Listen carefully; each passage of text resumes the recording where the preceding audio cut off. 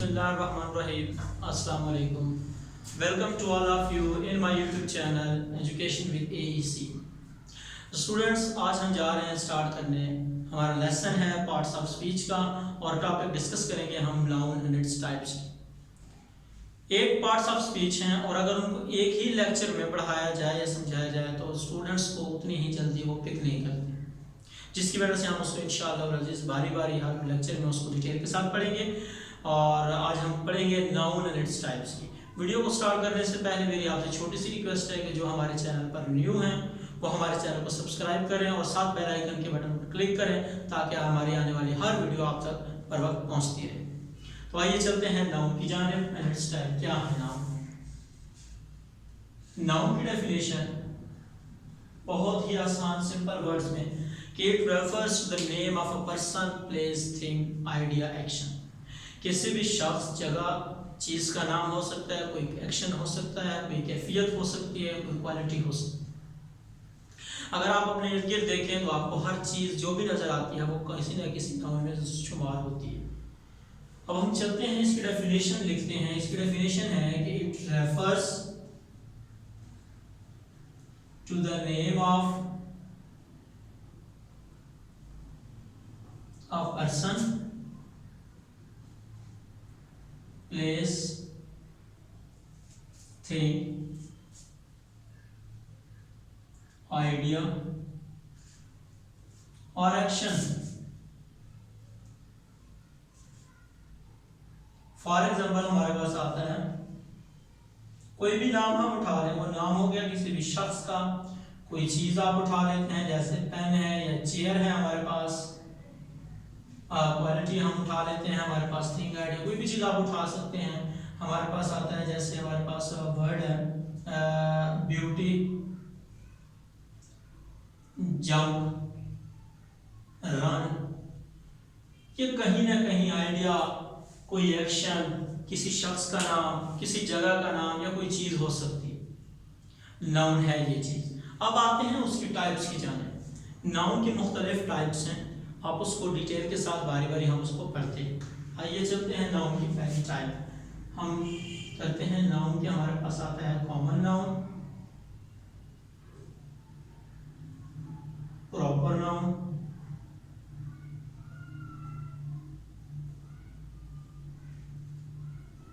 हमारे पास आता है collective noun,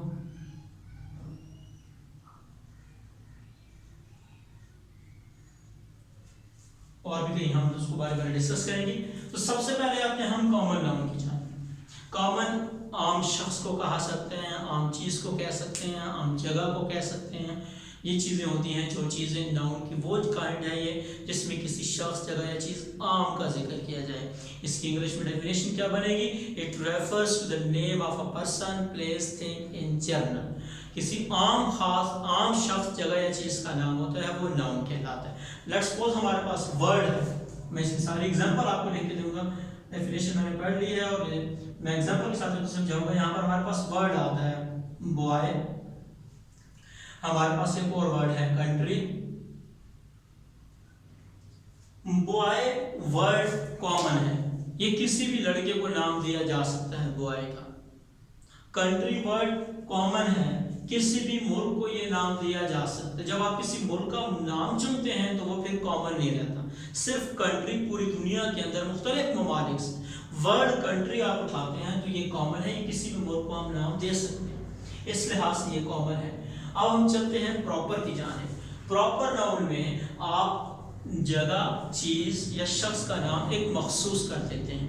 it refers to the name of a person, place और पार्टिकुलर और स्पेसिफिक कैटेगरी के अंदर यह चीज़ आती हैं। अब हम इसकी एग्जांपल कैसे उठाते हैं देखें। हमारे पास लेट्स सपोज हमारे पास है नाम है एक अली, या कंट्री हम लिखते हैं तो वो हमारे पास एक कंट्री का नाम आ जाता है अली। एक हमने नाम दे दिया, बॉय ऊपर हमने वर्ड लिखा था, आम था, किसी भी लड़के को हम ये नाम दे सकते थे, वो कॉमन हुआ। अब जब एक स्पेसिफिक नाम आ गया उसका तो ये उस लिहाज से प्रॉपर हो जाएगा। ऊपर हमने वर्ड कंट्री पढ़ा था, पूरी दुनिया के अंदर बहुत सारे ममालिक हैं। जब हम किसी मुल्क का नाम चुनकर लिख लेते हैं वो वो स्पेसिफिक कैटेगरी में आ जाता है, तो इस लिहाज से ये जन जाएगा प्रॉपर के अंदर। ये है इन दोनों का फर्क, कॉमन और प्रॉपर का फर्क आपने यहाँ पर नोट कर लिया। एक और चीज ऐड कर दिया, प्रॉपर नाउन की एक निशानी आपने याद रखनी है कि वो हमेशा कैपिटल लेटर से स्टार्ट होते हैं। Proper noun are always written with the capital letters, ठीक है, start with the capital letters. उसके बाद हमारे पास आता है कोलेक्टिव नाउन। ये क्या चीज था? कोलेक्ट कहते हैं इकट्ठे करने। कोलेक्टिव नाउन हम जब किसी चीज को इकट्ठा करते हैं, जब किसी चीज को हम इकट्ठा करते हैं, collect it refers to represent of a group, ठीक है ना। हमारे पास आता है कोलेक्टिव नाउन के अंदर हमारे पास एक वर्ड है, जैसे हमारे पास आता है आर्मी, ये हमारे पास क्लास है। क्लास पूरे स्टूडेंट्स को रिप्रेजेंट कर रही होती है, किसी एक स्टूडेंट का आप नाम नहीं लेते। जब आप पूरे स्टूडेंट्स की नुमाइंदगी करते हैं तो उसको आप नाम दे देते हैं क्लास। तो वो पूरे स्टूडेंट की जब वो रिप्रेजेंट करता है तो वो वर्ड उस लिहाज से क्या बन जाएगा? कोलेक्टिव नाउन हो जाएगा। हमारे पास आर्मी का एक वर्ड है, वो एक सिंगल नाउन नहीं है, आप मतलब कि सिंगल कोई एक पर्सन आप नहीं ले रहे, कोई एक सोल्जर की बात नहीं कर रहे, आप पूरे के पूरे उसकी जितने भी उसकी शख्सियात शामिल होती है, एक पूरा एक जिस तरह हमारे मुल्क की आर्मी है या किसी भी कंट्री की आप उठाते हैं तो उसमें एक एक शख्स को आप नहीं बताते, तो वो रिप्रेजेंट करता है सोल्जर्स को, ऑफिसर्स को, और दूसरी कैटेगरीज के लोग होते हैं वो शामिल हो जाते हैं। ये चीज जब किसी चीज को वो रिप्रेजेंट करते हैं गैदरी तौर पर इकट्ठी करके वो रिप्रेजेंट करते हैं, दैट्स कॉल्ड कोलेक्टिव नाउन। ठीक हुआ। अब हम चलते हैं उसकी अगली काइंड्स की जानिब। और कौन कौन सी? एक हमारे पास और आती है कंक्रीट नाउन। कोशिश किया करें कि आप उसको अपनी जिंदगी में लेकर आए, कुछ हम लिख के दे रहे हैं, आप कोशिश करें उसको समझें और उसको प्रैक्टिस करें। कंक्रीट नाउन के बाद हमारे पास आता है एब्स्ट्रैक्ट नाउन,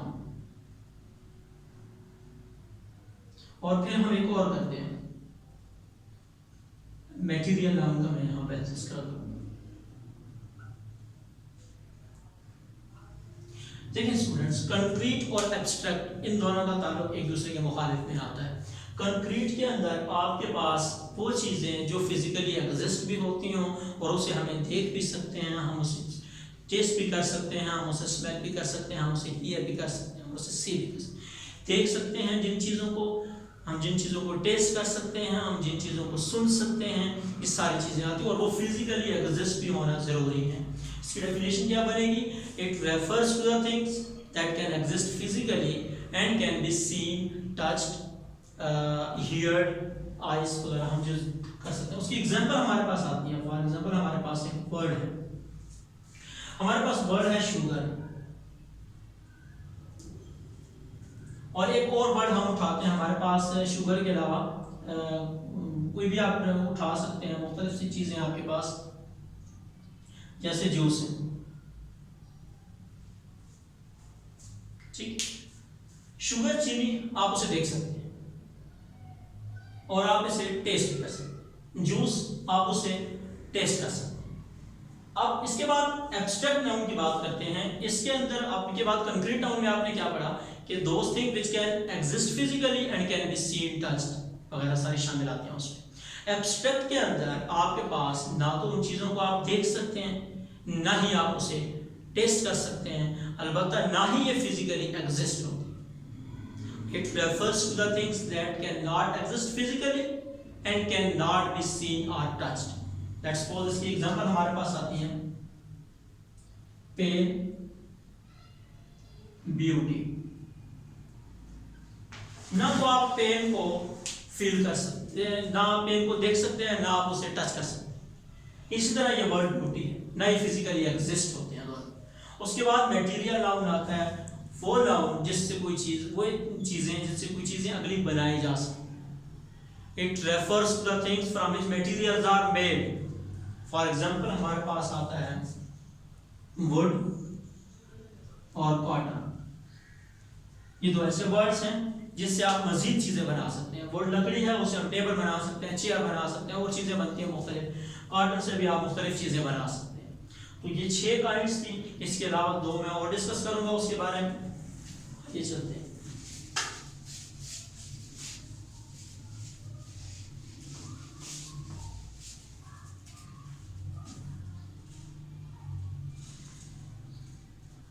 हमारे पास थी कंपाउंड नाउन।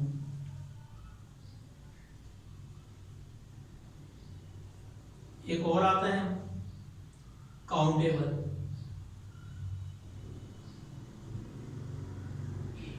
और लास्ट में एक और हम करेंगे डिस्कस उसके बारे में, है वो अनकाउंटेबल।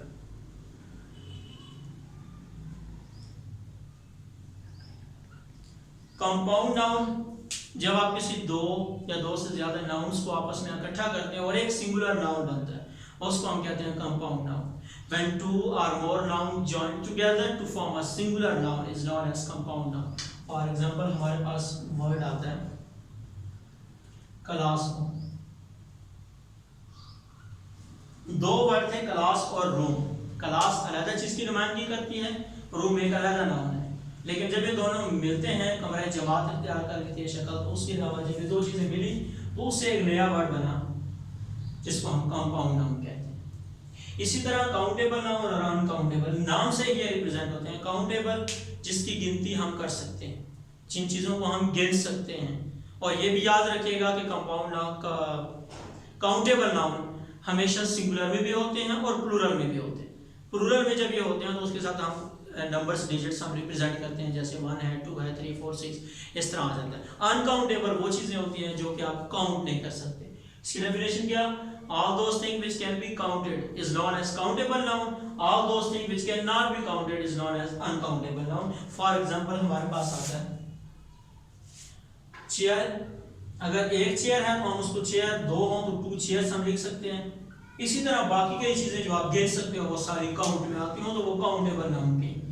और अनकाउंटेबल जो गिनी ना जा सकते, लेट्स सपोज हमारे पास वाटर है, वाटर को आप नहीं गिन सकते। इसी तरह बहुत सारी ऐसी चीजें जो आप गिन सकते हैं वो काउंट में आएंगी, और जो नहीं गिन सकते वो अनकाउंटेबल। अनकाउंटेबल की एक और निशानी है कि ये प्लूरल फॉर्म में होते हैं, सिंगुलर फॉर्म में नहीं होते। स्टूडेंट्स, ये थे हमारे नाउन और उसकी काइंड्स। उम्मीद करता हूँ कि आपको आज का सबक हमारा समझ भी आया होगा। अगर आपको इसमें से कोई मुश्किलात पेश आती हैं तो कमेंट्स में उसका तज़किरा ज़रूर कीजिएगा। कल तक के लिए हमें दीजिए इजाज़त। अल्लाह हाफ़िज़।